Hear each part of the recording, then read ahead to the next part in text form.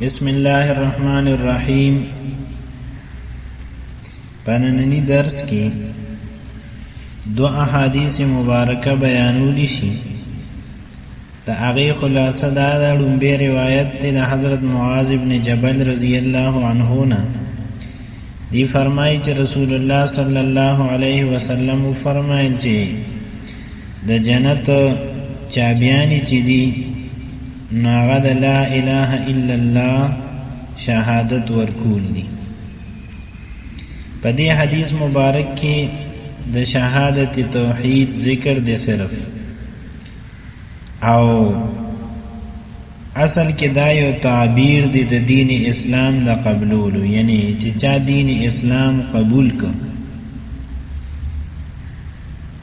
او دا بالکل داسې دی لکه څنګه چې مونږه په پښتو کې وایو چې کلمې وی او مسلمان شو.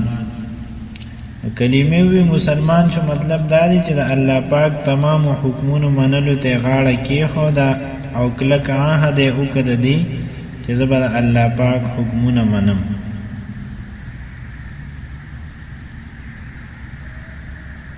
او په کوم ماحول کې او په کومه فضا کې چې رسول الله صلی الله علیه وسلم دا ارشاد فرمایلو، نو په هغې کې تمام خلقو ته دا پته لګېده چې د دې ارشاد اصل مطلب هغه څه دی. یعنی اصل مطلب د دې دا دی چې ایمان روړي، اسلام قبول کی او بیا د الله پاک تمام حکمونو ته غاړه ایږدي. دویم روایت هغه د ابو ذر رضی الله عنه نه روایت دی، او دی فرمای چې زه رسول الله صلی الله علیه وسلم ته راغلم، هغې باندې یو سپینه کپړه او سپینه پرده وه، سپین څادر و په ځان یې اچولو او ودو. بیا رالمه دوباره، نو بیا راویښ شو او وی فرمایل چې کم یو بنده لا اله الا الله وی او بیا په دې کلمه باندې ورته مرګ راشي، یعنی په حالت د اسلام او د ایمان کې، نو هغه به جنت ته داخلي. نو ما تپوس وکړه چې اگر چې زنا یې کړي، اگر چې غلا یې کړي، نو یې فرمایل او اگر چې زنا یې کړي، اگر چې غلا یې کړي. بیا ما تپوس وکړه اگر چې زنا یې کړي، اگر چې غلا یې کړي، نو بیا فرمایل چې او اگر چې زنا یې کړي، اگر چې غلا یې کړي. بیا ما وی چې اگر چې زنا یې کړي، اگر چې غلا یې کړي، بیا به هم جنت ته ځي. نو وی فرمایل او اگر چې زنا یې کړي، اگر چې غلا یې کړي، نو بیا به هم جنت ته ځي. اگر چې ابو ذر باندې دا خبره خنلې. په دې حدیث مبارک کې هم د لا اله الا الله د ویلو نه مراد پورا دین توحید او دین اسلام قبلول دی، په هغې ایمان روړل دي او دغه د دین اسلام لار اختیارول. او دا یقیني او بېشکه خبره ده چې څوک هم دین توحید او دین اسلام په صدق دل سره قبول کی او په دې باندې ایمان وروړي، نو هغه به جنت ته ضرور ځي. اوس که چېرته کې بالفرض د ایمان باوجود هغه نه څه ګناه شوي، نو که په څه وجه باندې هغه د معافۍ مستحق وي، نو الله پاک به ورته معافي وکړي او بغیر د عذاب نه به جنت ته داخل کړي. او کو د ګناه نه بعد هغه د معافۍ مستحق نه وي، نو د هغې ګناه سزا به ورته میلاو شي او د هغې نه بعد به جنت ته ځي. د ابو ذر رضی الله عنه د دې روایت مطلب او معنا همداسې. اوس په دې کې ابو ذر رضی الله عنه چې دا بار بار سوال کړی دی، نو د هغې وجه غالبا دا وه چې د غلا او د زنا دا ګناه چې دا ډېره سخته ده او دا ډېر ناپاک کار دی.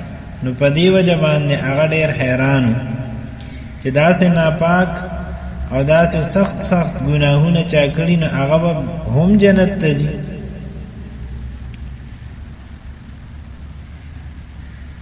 د دې دا مطلب دی چې دغه وخت کې هغې ته دا مسله دا معلومه نه وه.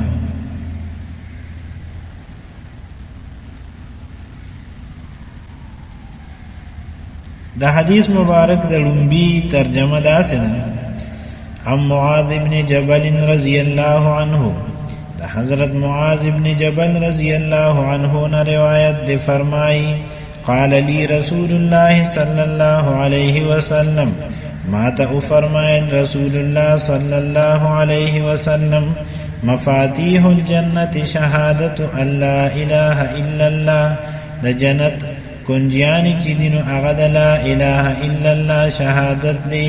رواه احمد، دا روایت چی دینو امام احمد نقل کردی پا مسند احمد کی. عن ابی ذر رضی اللہ عنہ قال، دا حضرت ابو ذر رضی اللہ عنہ نا روایت دی، فرمائی اتیت النبی صلی اللہ علیہ وسلم، زراغلم رسول اللہ صلی اللہ علیہ وسلم تا، وعليه ثوب ابيض، او پر رسول الله صلی الله علیه وسلم یو سپین کپڑا و د پاسا، یعنی یو سپین صادر اغسطل وهو نائم او بدو. ثم اتیته بیا و تراغلم وقد استيقظ، او اغا بیدار شو پا دغا وقت کی. فقال نوی فرمائل ما من عبد قال، نشت دیو بندا چه اغا اوی لا الہ الا اللہ، ثم مات على ذلك، او بیا مرشی پا دی کلمہ توحید باندے، الا دخل الجنہ، مگر جنت تب داخلیگی. قلت ما اوی و ان زنا و ان سرقا، اگرچہ زنا او اگرچہ غلائے کلی. قال و ان زنا و ان سرقا، وی فرمائل او اگرچہ زنا کلی اگرچہ غلائے کلی.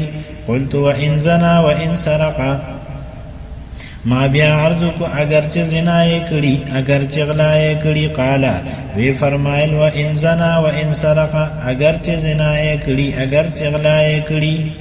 قلت ما بیا عرض کو و ان زنا و ان سرقا، اگرچہ زنا کڑی اگرچہ غلا کڑی. قال، وی فرمائل و ان زنا و ان سرقا على رغم انف ابی ذر، اگرچہ زنا کڑی اگرچہ غلا کڑی بیا به هم جنت تزی علی رغم انف ابی ذر، د ابو ذر خوخه یو کنی خوخه. رواه البخاری و مسلم، دا حدیث مبارک امام بخاری و امام مسلم نقل کړی دی.